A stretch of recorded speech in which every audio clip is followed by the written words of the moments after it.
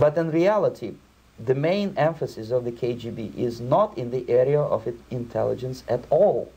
According to my opinion and opinion of many defectors of my caliber, only about 15% of time, money, and manpower is spent on espionage as such. The other 85% is a slow process which we call either ideological subversion or active measures, активные мероприятия in the language of the KGB, or psychological warfare.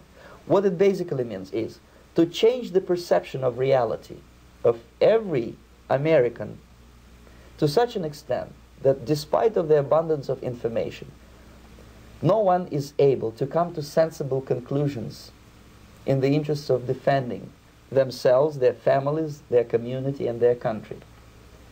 It's a great brainwashing process which goes very slow, and it's divided in 4 basic stages.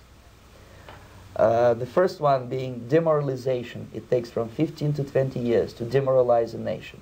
Why that many years? Because this is the minimum number of years which requires to educate one generation of students in the country of your enemy, exposed to the ideology of the enemy. In other words, Marxism-Leninism ideology is being pumped into the soft heads of at least 3 generations of American students without being challenged or counterbalanced by the basic values of Americanism, American patriotism. The result you can see.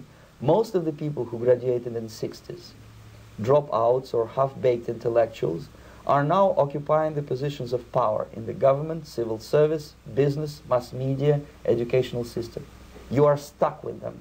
You cannot get rid of them. They are contaminated. They are programmed to think and react to certain stimuli in a certain pattern.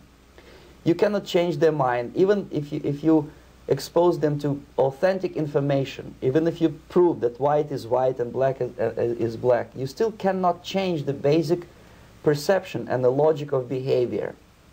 In other words, these people, the process of demoralization is complete and irreversible.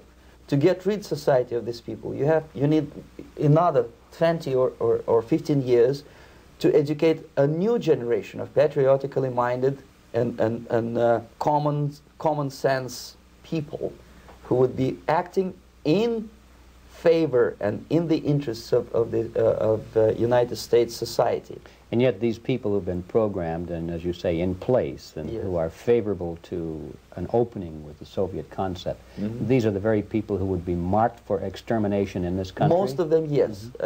Simply because the psychological shock when they will see in future what the beautiful society of equality and social justice means in practice, obviously they will revolt. They will be very unhappy, frustrated people. And the Marxist-Leninist regime does not tolerate these people. Obviously they will join the links of dissenters, dissidents. Yes. Unlike in present United States, there will be no place for dissent in future Marxist-Leninist America.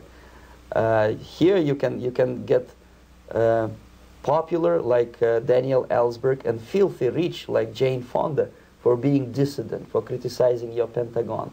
In future, these people will be simply squashed like cockroaches. Nobody is going to pay them nothing for their beautiful, noble ideas of equality. This they don't understand, and it will be greatest shock for them, of course. The demoralization process in the United States is basically completed already. For the last 25 years. Actually, it's overfulfilled, because demoralization now reaches such areas where previously not even Comrade Andropov and all his experts would even dream of such a tremendous success. Most of it is done by Americans to Americans, thanks to lack of moral standards. As I mentioned before, exposure to true information does not matter anymore. A person who was demoralized is unable to assess true information. The facts tell nothing to him. Even if I shower him with information, with authentic proof, with documents, with pictures, even if I take him by force to the Soviet Union and show him concentration camp, he will refuse to believe it. until he is going to receive a kick in his fat bottom.